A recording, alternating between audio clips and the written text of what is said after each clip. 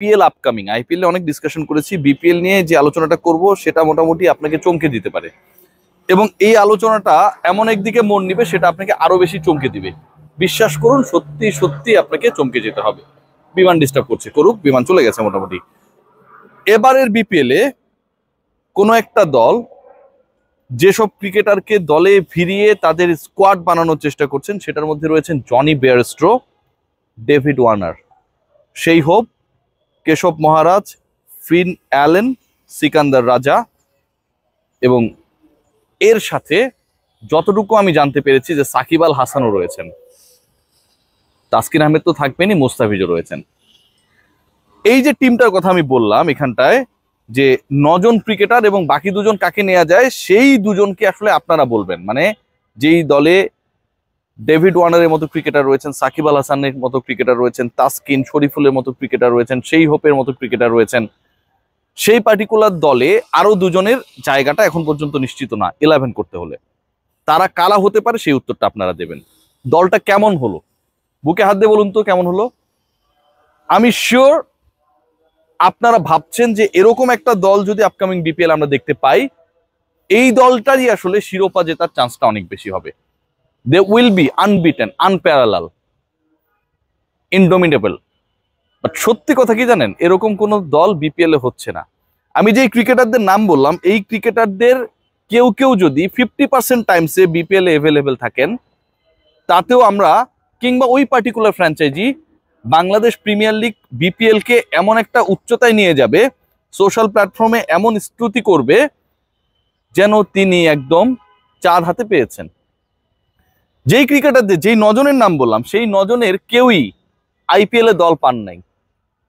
IPL এ দল না পাওয়া ক্রিকেটাররা বাংলাদেশ প্রিমিয়ার লিগ বিপিএল এ যেন সোনার হরিণ। সেটা নিয়েই আলোচনা। আসলে আমরা কোথায়, তারা কোথায়, আমরা কাদের নিয়ে মাতামাতি করি, আমাদের স্ট্যান্ডার্ড কোথায়, এবং সেই স্ট্যান্ডার্ডটাকে কিভাবে ফ্র্যাঞ্চাইজিগুলো দিনের পর দিন নষ্ট করেছে Bangladesh cricket board sometimes helpless অবস্থায় পড়ে গেছে। সবার প্রথমে একটু আলোচনা করতে চাই যে মঈন আলীকে নিয়ে যদি আমরা চিন্তা করি, যে এবারেও বিপিএল এ মঈন আলীকে নিয়ে মোটামুটি একটা বড় টানাটানি হয়েছিল চট্টগ্রাম এবং বরিশালের মধ্যে। যতটুকু জানি মঈন আলী কোন দলে খেলবেন, এখনো আমরা সোশ্যাল প্ল্যাটফর্মে পোস্ট দেখি এই দলগুলোর, যে মঈন আলী আসছেন, মঈন আলী এটা করবেন সেটা করবেন। কুমিল্লা ভিক্টোরিয়ান্স আগে খেলেছিলেন। মঈন আলী কোনো মতে, ভাই কোনো মতে, বিশ্বাস করুন, কোনো মতে দয়া করে তাকে কলকাতা নাইট রাইডার্স শেষ পর্যন্ত দলে নিয়েছে একদম লাস্টের দিকে। স্টিভেন স্মিথ, ডেভিড ওয়ার্নারের মতো ক্রিকেটার শেষ পর্যন্ত কোনো দল পান নাই। ভাবতে পারেন, যাদেরকে আমরা অনেক বেশি বিধ্বংসী ক্রিকেটার মনে করি, ধরেন সেই হোপের কথা আমরা বলতে পারি, কোনো দল আগ্রহ দেখায় নাই। বাংলাদেশ প্রিমিয়ার লিগ ক্রিকেটে আমরা অকশনের কথাও যদি বলি, যে আইপিএল এ যখন অকশনটা হচ্ছিল, কি স্মার্ট, তাই না? মল্লিকা সাগর অসাধারণ আমার কাছে মনে হয়েছে।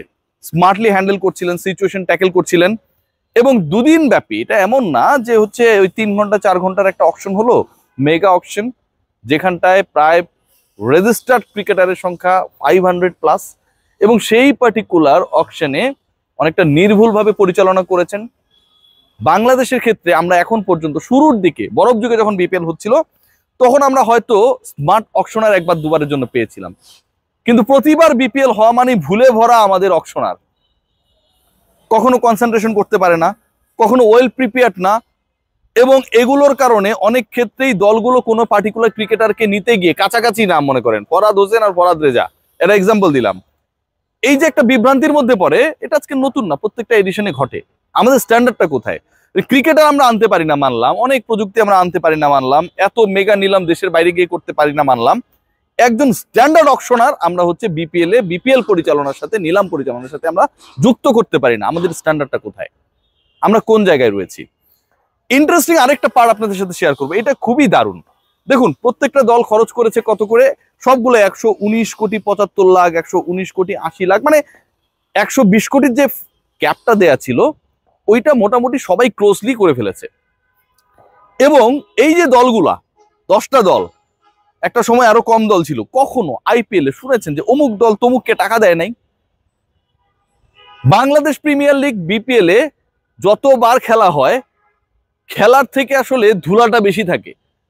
কোন ক্রিকেটার টাকা পায়নি, কোন ক্রিকেটারের এজেন্ট টাকা পায়নি, এটার জন্য কেউ যাচ্ছে হচ্ছে ফিকার কাছে, ক্রিকেটারদের সবচেয়ে বড় সংগঠন, ওয়েস্ট ইন্ডিয়ান ক্রিকেটাররা যাচ্ছে উইপার কাছে, ওয়েস্ট ইন্ডিয়ান ক্রিকেটারদেরকে নিয়ে যারা আসলে প্লেয়ার অ্যাসোসিয়েশন ডিল করে। এবং এমনও ঘটনা ঘটেছে, একটা দল আগে ছিল এখন নাই, চট্টগ্রাম চ্যালেঞ্জার্স, তারা আমার কাছে যে এভিডেন্সটা রয়েছে, গেল আসরে ক্রিকেটারদের শেষ 7 দিনের টিএডি এর টাকাটা দেয় নাই, টিএডি এর টাকা দেয় নাই, টিএডি এর টাকা দেয় নাই। আমাদের স্ট্যান্ডার্ডটা কোথায়? মুম্বাই ইন্ডিয়ান্স ছিল এবং আছে, থাকবে। পাঞ্জাব কিংস, প্রীতি জিন্তার দল, নামটা একটু ছোট করেছে, আগে বিশাল ছিল, আছে, থাকবে। নেস ওয়াদিয়ার সাথে প্রীতির সম্পর্ক শেষ হয়ে গেছে, কিন্তু পাঞ্জাবকে কেন্দ্র করে তাদের ব্যবসায়িক সম্পর্কটা আছে, থাকবে।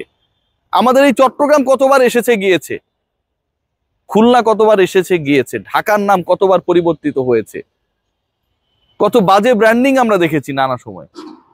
আইপিএল আপনি এগুলো কখনো পাবেন না। দলের মালিকানায় যখন যে আসে সে তার মতো করে মনের মাধুরী মিশিয়ে নাম দিয়ে দেয়, মনের মাধুরী মিশিয়ে মন চাইলে টাকা দেয় ক্রিকেটারদের, না চাইলে দেয় না। ক্রিকেটাররা বিসিবিতে অভিযোগ জানায়, বিদেশি ক্রিকেটাররা বিসিবির পাশাপাশি ওয়েপা, ফিকা, বিভিন্ন যে অর্গানাইজেশন গুলো রয়েছে তাদের স্বার্থ নিয়ে কাজ করে সেখানটায় অভিযোগ জানায়। অথচ পুরো বিপিএল এ একটা দল প্লেয়ার্স পেমেন্ট বাবদ খরচই করে ম্যাক্সিমাম 10 থেকে 12 কোটি টাকা, যেখানটা আইপিএল এ একটা ক্রিকেটারের মূল্য বাংলা টাকায় প্রায় 38 কোটি 20 লাখ টাকায় হিসাব করছি। ঋষভ পান্ট 27 কোটি রুপি। একজন ক্রিকেটারের মূল্য যদি 38 কোটি 20 লাখ হয় টাকার হিসাবে, আর বাংলাদেশে যদি 10 কোটি টাকা একটা দল সম্পূর্ণ প্লেয়ার্স পেমেন্ট বাবদ ব্যয় করে, তাহলে সেটাও তো 1/3 একজন ক্রিকেটারের পেমেন্টের তুলনায়। সেই পেমেন্টটাও আমাদের ফ্র্যাঞ্চাইজি গুলো ঠিকভাবে দেয় না। বাতিল ক্রিকেটারদেরকে নিয়ে আজকে আমরা অনেক বেশি উৎফুল্লতা দেখাই। আমরা মনে করি অনেক বড় বড় ক্রিকেটার আমাদের এখানটায় রয়েছে, অথচ এই ক্রিকেটারদের কোনো খাওয়া নাই ভাই। ডেভিড ওয়ার্নার যদি একটা দুইটা ম্যাচ খেলার জন্য বিপিএল এ আসে, আমাদের ফ্র্যাঞ্চাইজি মালিকদের কি পরিমাণ উন্মাদনা দেখবেন, মাথা নষ্ট করা।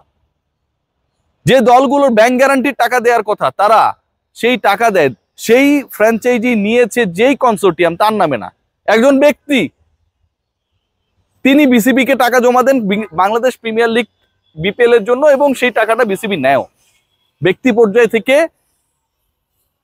প্রতিষ্ঠানের টাকা জমা দেওয়া হচ্ছে, সেটাও নেয়। কি একটা অবস্থা! আইপিএল এর সাথে বিপিএল এর পার্থক্যের জায়গা এটাই। তবে তারপরও একটা জায়গা আমার দুঃখ রয়েছে, অনেক কোয়ালিটি ইভেন্ট হয়, অনেক কোয়ালিটি ক্রিকেটার সেখানটায় খেলে, no doubt about those issues, but খারাপ লাগার জায়গাটা কোথায় জানেন? খারাপ লাগার জায়গাটা হচ্ছে যখন 200+ ক্রিকেটারকে নেওয়া হয় কোন একটা আসরে, 10টা দল পিক করে, যখন প্রায় 1200 কোটি রুপি খরচ হয়ে যায়, বাংলা টাকায় প্রায় 2000 কোটি টাকার কাছাকাছি, তখন বাংলাদেশের একজনও কি ওয়ার্ল্ড টি20 সেরা 200তম হওয়ার যোগ্যতা রাখে না, যে কারণে তাদের জায়গা হয় না। এই প্রশ্নটা মাথার মধ্যে আসে।